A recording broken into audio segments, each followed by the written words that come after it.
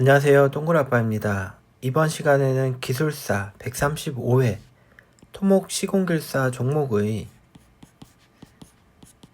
서술 4교시 강평을 진행하겠습니다. 전체 문제 읽어보면서 난이도 체크하겠습니다. 1번 상수도 기존 간의 세척공사와 갱생공법에 대해서 설명하세요. 2번 구조물의 부동치마 원인 및 방지 대책에 대해서 설명하시오. 이어서 3번 비탈면 붕괴 형태 및 비탈면 안전공법에 대해서 설명하시오. 4번 항만공사 시 오탁 방지막 시공 및 유지관리 주의사항에 대해서 설명하세요. 이어서 5번 건설 사업관리의 계약 방식에 대해서 설명하시오. 마지막 6번 콘크리트 최적 변화의 원인 및 방지 대책에 대해서 설명하시오. 까지 나왔습니다.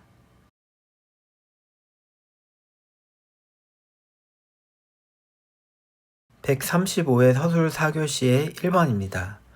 상수도 기존 간의 세척공사와 갱생공사입니다. 1번 개요. 상수도 기존 관은 장기간 사용으로 인해 내부에 이물질이 쌓이거나 관로 자체의 노후화로 누수, 수질 저하, 수압 감소 등의 문제가 발생합니다. 기존 관의 세척공사는 상수도 관로 내부의 오염물질을 제거해서 수량과 유량을 개선하는 것이고, 상수도 기존관의 갱생공사는 관로의 기능을 회복하거나 강화해서 누수와 부식을 방지하고 수명을 연장하는 공사를 말합니다. 대제목 2번 상수도 기존관의 세척공사입니다. 우선 종류부터 보겠습니다. 플러싱, 아이스피그, 스와피그, 맥동류 세척이 있습니다. 플러싱 보겠습니다. 고속으로 물을 순환해서 관 내부를 세척하는 방법입니다. 아이스피그는 얼음을 피그 형태로 만들어서 관 내부를 통과시키는 방법이 되겠고요. 스와피그는 피그를 사용해서 관 내부를 청소하는 방법입니다. 피그는 솔이라고 생각하시면 됩니다. 네 번째 맥동류 세척입니다. 압축 공기와 물을 함께 사용해서 맥동 효과로 이물질을 제거하는 방법입니다. 그림에서 보시면 이렇게 물을 주입할 수 있는 장치를 통해서 관로에 물과 공기를 주입하면 관 내부에 있던 이런 찌꺼기들이 배출 소화전 등을 통해서 배출되는 방법이 되겠습니다. 세척공사는 플러싱, 아이스피그, 스와피그, 맥동류 세척이 있습니다. 상수도 기준서 등을 활용한 내용이니까 참고해서 정리해 주시면 됩니다. 대제목 3번 상수도 기존 간의 갱생공사입니다. 갱생공사는 크게 구조적 관갱생공법과 다음 페이지 비구조적 관갱생공법으로 크게 구분됩니다. 첫 번째 구조적입니다. 구조적에서는 합성수지관 삽입, 합성수지관을 기존관 내부로 삽입하는 방법. 두 번째는 피복제 관내 장착, 특수 피복제를 관 내부에 설치하는 방법이고요. 세 번째는 기존 관 내 삽입, 새로운 관을 내부에 삽입하는 방법. 네 번째는 기존 관 내 라이닝 방법, 라이닝을 활용한 코팅 방법이고요. 다섯 번째는 기존 관 파쇄 추진 방법, 기존 관을 파쇄하면서 새 관을 삽입하는 방법입니다. 이어서 비구조적 관 갱생 방법을 보시면 에폭시 수지도료 라이닝, 두 번째는 몰탈 라이닝, 세 번째는 폴리우레탄 라이닝. 비구조적 관갱생은 다 라이닝 공법이구나 이렇게 보시면 되고, 안에 나오는 개요도와 이 부분은 확인해 보시면 됩니다. 대제목 4번 결론을 쓴 모범 답안 사례가 되겠습니다.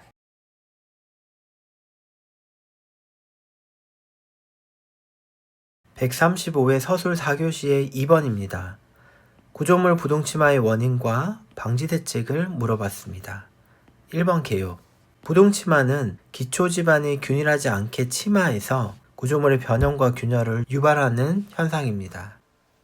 2번 부동치마의 원인 및 대책은 크게 지반 특성, 기초 설계 및 시공, 외적 요인으로 구분할 수 있고, 부동치마 발생 시 기초 모니터링 및 치마를 보정하는 공법 등을 시공해서 조치할 수 있겠습니다.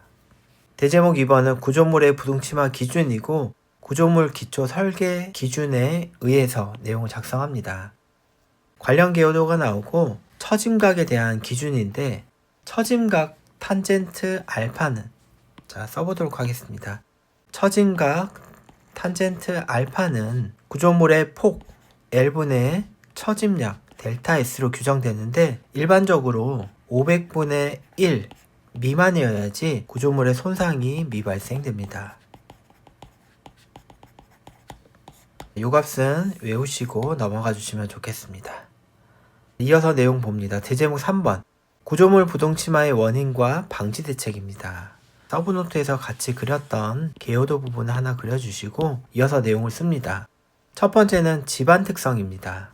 지층 분포가 불균질하거나 연약층 팽창성 집안 분포에 따라서 하중 분포가 불균등하게 작용한 원인입니다. 이에 대한 대책으로는 집안 조사를 철저히 하는 방법 등이 있겠습니다. 집안 특성에 따른 두 번째는 집안의 지내력이 부족한 부분, 지하수 변화에 따른 안밀치마 등의 내용이 있겠고, 이어서 두 번째는 기초 설계 및 시공과 관련된 부동치마 내용입니다. 기초의 설계가 불량한 경우, 이에 대한 대책으로는 하중을 균일하게 설계하는 부분, 전면 기초를 적용하는 부분, 깊은 기초로 변경하는 부분 등이 해당됩니다. 또는 치마량을 관리하는 부분까지 있겠습니다. 기초 설계 및 시공에서는 이제 두 번째는 시공과 관련된 부분입니다. 재료가 불량하다든지 다짐 불량, 그 다음에 콘크리트 강도 부족, 그런 내용을 써주시면 되겠습니다. 세 번째는 외적 및 환경 요인에 의한 부동치마입니다. 지진 및 진동에 의한 경우, 그리고 외부 하중의 변화, 지하수 변화 등의 내용이 포함되겠습니다. 대제목 4번 결론을 쓴 모범 답안 사례가 되겠습니다.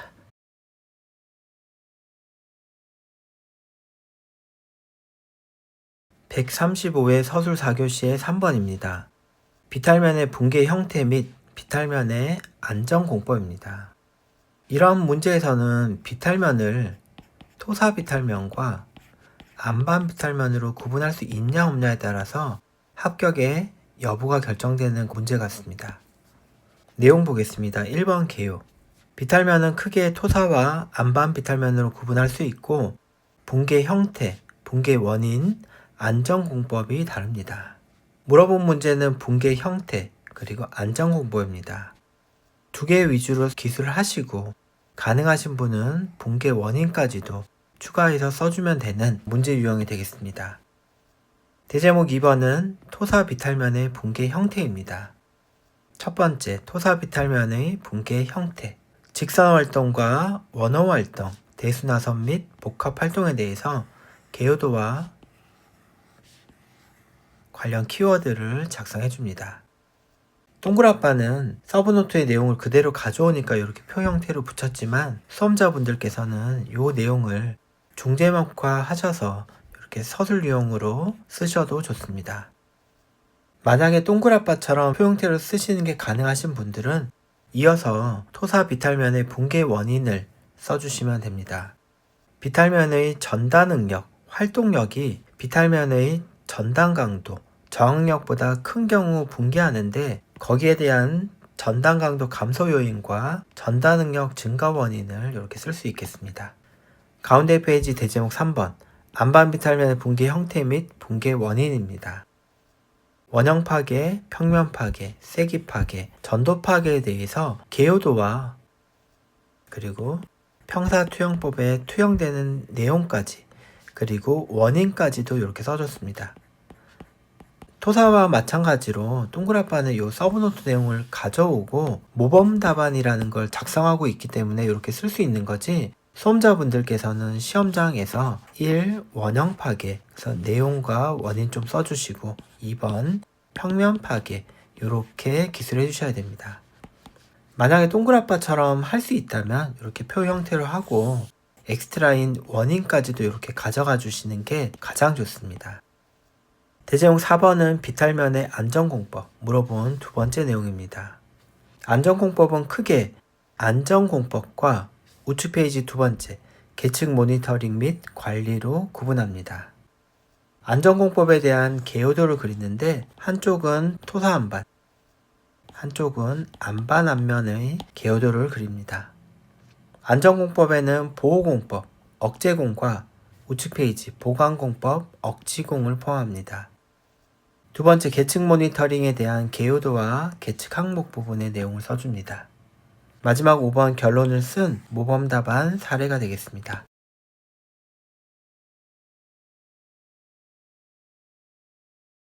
135회 서술 4교시의 4번입니다.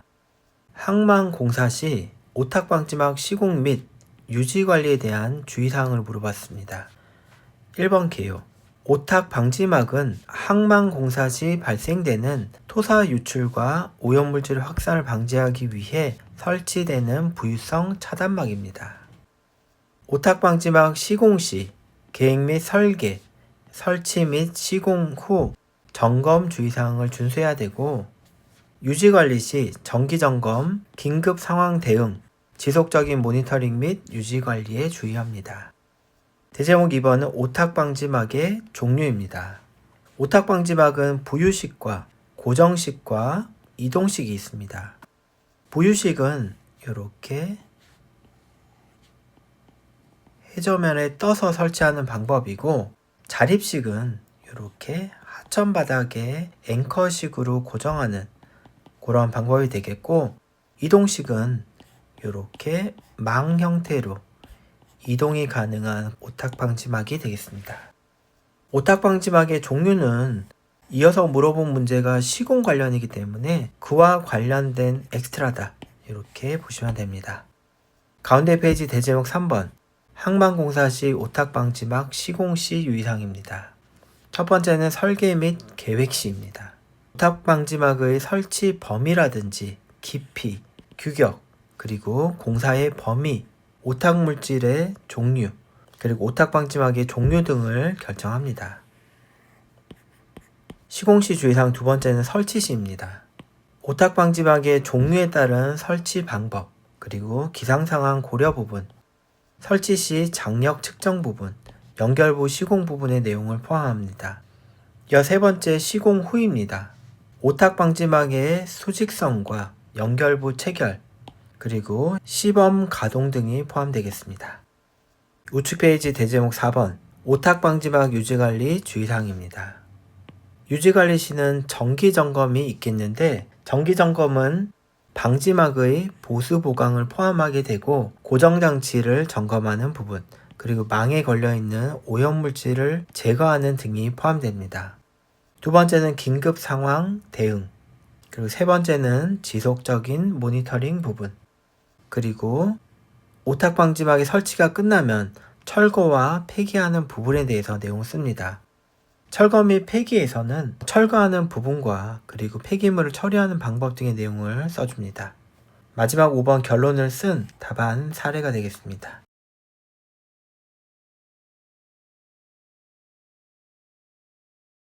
135회 서술 4교시의 5번입니다. 건설 사업관리의 계약 방식입니다. 1번 개요.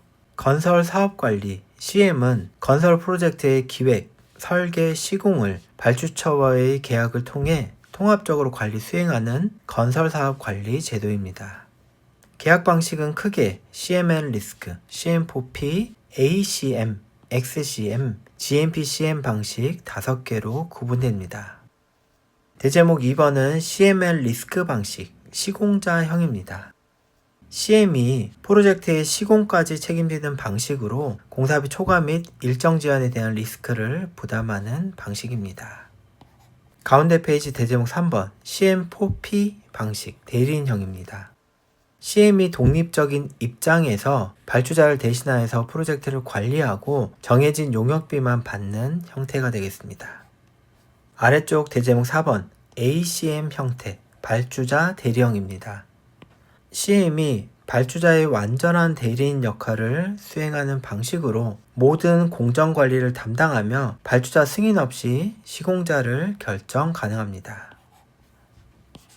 우측 페이지 대제목 5번 XCM 형태 확장형입니다.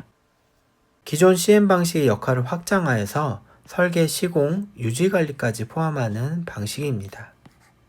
이어서 6번 GMP CM 방식 최대 가격 보장형입니다. CM이 최대 공사비를 보장하는 방식입니다. 초과 비용이 발생하면 CM이 부담하고 절감된 비용은 CM과 발주자가 나누는 구조입니다. 마지막 7번 결론을 쓴 모범 답안 사례가 되겠습니다.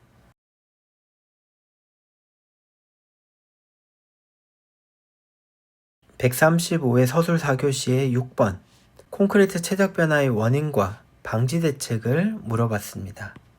1번 개요. 콘크리트의 최적 변화는 균열 발생, 강도 저하, 내구성 감소 등의 문제를 유발할 수 있으며 이러한 최적 변화는 크게 수축, 팽창, 온도 변화, 하중 작용에 의한 최적 변화로 구분할 수 있습니다. 이렇게 구분해서 원인과 방지 대책을 기술하겠습니다 라는 개요 내용이 되겠습니다. 대제목 2번 콘크리트 최적 변화의 원인과 방지 대책입니다. 종류부터 보겠습니다. 1번 수축에 의한 최적 변화 및 방지 대책. 가운데 2번 팽창에 의한 최적 변화 및 방지 대책. 가운데 페이지 3번 온도 변화에 의한 최적 변화와 방지 대책. 우측 페이지 4번 하중에 의한 최적 변화와 방지 대책으로 구분해 보았습니다. 중제목 1번 수축에 의한 최적 변화입니다. 우선 수축에 의한 최적 변화가 뭔지부터 알아야 되는데 건조 수축, 그리고 자기 수축, 그리고 탄산화 수축이 여기에 포함됩니다. 이러한 수축 작용에 의해서 최적 변화가 어떻게 발생하는지 방지 대책에 대해서 써주시면 되겠습니다. 두 번째, 팽창입니다. 팽창은 알칼리 골재 반응에 의해서도 팽창이 작용하고 황산염과 접촉했을 때 등이 포함됩니다. 이 내용으로 원인과 방지 대책을 써주셔야 되겠습니다. 이어서 세 번째, 온도 변화에 의한 최적 변화 관련 내용입니다. 온도 변화는 콘크리트의 내외부 온도차 이런 내용과 동결융해 이 내용이 포함되겠고요. 이 내용으로 원인과 대책을 기술해 주셔야 되겠습니다. 이어서 네 번째 하중작용은 하중의 지속작용에 의한 크리프에 의한 최적 변화 부분이고요. 관련된 그래프와 내용을 기술해 보았습니다. 이어서 대제목 3번 결론을 쓴 답안 형태, 모범 답안 형태가 되겠습니다. 4교시에 6번까지 봤는데요. 동그라빠가 모범 답안 작성 시 각종 설계 기준, 시방서와 수험서, 그리고 AI 자료 등을 활용해서 모범 답안을 이렇게 작성을 합니다. 그래서 여유 되시는 분들은 꼭 구입하셔서 합격의 자료로 활용해 주시면 좋겠습니다. 여기까지 해서 135회 4교시와 135회 전체 강평을 마치도록 하겠습니다. 수고하셨습니다.